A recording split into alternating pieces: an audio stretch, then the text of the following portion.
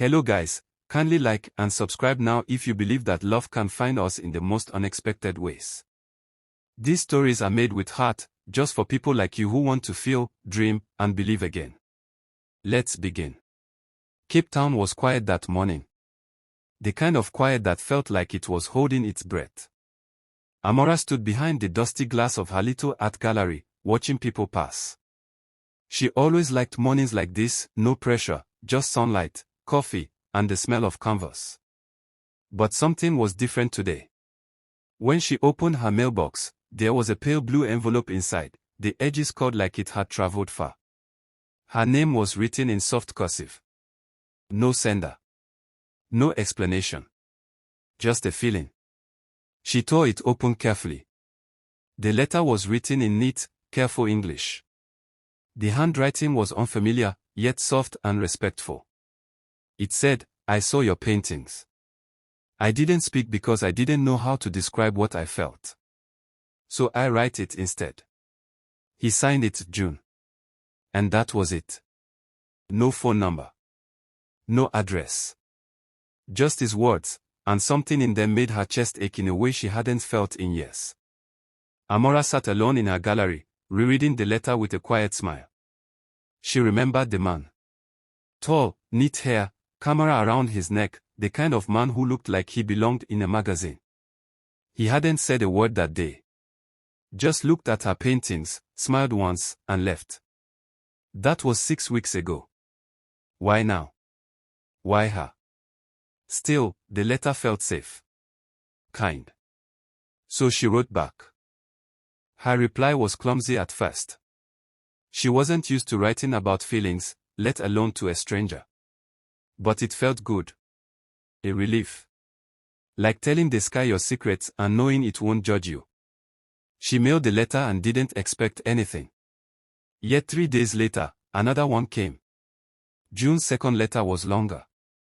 He told her he lived in Busan, South Korea, but had visited Cape Town for a photo exhibition. He said her painting of the 2 girls under the mango tree reminded him of his mother and aunt as children. He didn't understand the colors, but they moved him. That's why he remembered her. That's why he couldn't stop thinking about that smile. Amara found herself smiling at the paper like a fool. It had been a long time since someone saw her like this, through something she made. She replied again, this time with more detail. She told him how she pains to remember her mother, how the gallery was all she had. She added a sketch in the envelope, a little girl holding a camera. The letters kept coming. Twice a week. Sometimes once. But they never stopped. And Amara began to wait for them. She rearranged her mornings just to check the mailbox early. She bought better pens, prettier envelopes. She even started wearing lipstick again. It wasn't just about him, it was about how she was feeling again. They shared stories, of childhood, of heartbreak, of the things they never told anyone. Joon confessed he once lost his best photo because he was crying too much to press the shutter. Amara shared how her father left when she was 10 and she used to draw imaginary houses where he might be. They cried on paper. They laughed in ink. And somehow, it all felt real. One night, as rain tapped softly on her gallery window, a package arrived. Inside was a tiny camera. Not expensive. But it was the same model her mother had used before she passed. There was a note inside. I thought maybe you could see the world as I do. Let's share both lenses. Amara held it close, tears wetting the strap. That night, she sent her first email to him with a picture of her smile. What followed was magical. Emails turned to video calls. At first, awkward. Shy hellos and soft giggles. But soon they grew longer, deeper.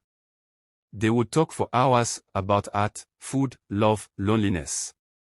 Joon showed her the sea from his rooftop. She showed him the hills from her window. The world felt smaller. Their hearts felt closer. Amara's friends began to notice the glow on her face. She laughed more. She dressed brighter. But when they asked about him, she just smiled. Because how could she explain a man she never touched? A man she only saw on screen and felt on paper. they wouldn't understand.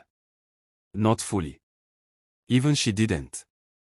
Then one morning, during their usual call, Joon whispered, "There's something I want to ask you."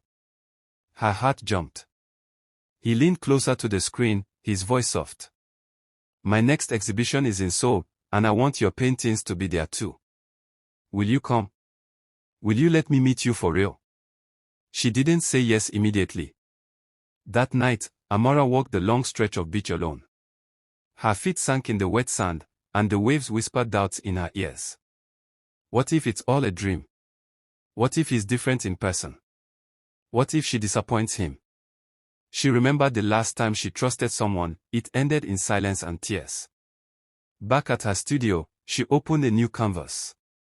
She painted two figures walking on a bridge, hands almost touching but not quite. She titled it, "Almost." Then she wrote Joon, not an answer, just a question: "If I come, and it feels different, will we still be okay?" His reply came the next day. No hesitation. "Yes. Even if it's different, I'll still be glad we met." Because love is not about perfection. It's about showing up. That night, Amara booked a flight. The next 2 weeks were a blur. She prepared her best paintings, packed her softest scarves, and even got a new hairstyle. But the night before the flight, fear crept in again. What if she got lost? What if he changed his mind? She almost cancelled. Almost. But something inside whispered, "Show up."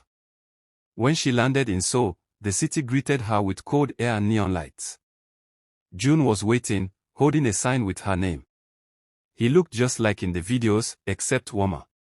Real. They didn't run into each other's arms. They just smiled. Like that first day at the gallery. Like they knew. Their days were full of wonder. He took her to his favorite tea shop. She showed him how to blend Nigerian spices in soup. They walked the streets like quiet lovers, no loud kisses, just soft glances. Every moment felt like a painting, one she'd been waiting to complete. But it wasn't perfect. One night, after a long day at the gallery, they argued. He wanted her to stay a few more weeks. She missed home. He said she was running. She said he didn't understand. Voices rose. Doors closed. Amara walked alone that night, back to the hotel. Her chest ached. Not because of the fight, but because she realized something. She was falling in love. And that kind of love scared her more than anything. It meant surrendering. It meant being seen. The next morning, there was no letter. No message. Just silence. She stared at her phone all day, hoping. Waiting. But nothing came. So she went to the gallery, unsure. He wasn't there. Instead, she found a single photo on the wall. It was her, standing at the beach, from months ago. She never knew he'd captured it. There was a note underneath: "Love doesn't need words. Sometimes, we just need to remember the beginning." She cried right there, in front of strangers. Not out of sadness, but out of knowing. He didn't run. He stayed. They met again at the Horn River, under a sky full of stars. No speeches. No drama. Just held hands. And promised one thing, to keep choosing each other, no matter the distance. She didn't stay in Seoul forever. But they visited each other. Month after month. Love letters still came. So did calls. So did laughter. They weren't perfect. But they were real. And sometimes, that's enough. 3 years later, Amara opened a new art gallery in Lagos. The first exhibit. Letters from Seoul. People came from all over. But she didn't care about the crowd. Only the man standing in the back, camera around his neck, eyes only on her. She smiled. He smiled back. Like the first time. Because sometimes, one smile really can change everything. If this story touched your heart, don't forget to like, comment where you're watching from, and subscribe for more unforgettable love stories.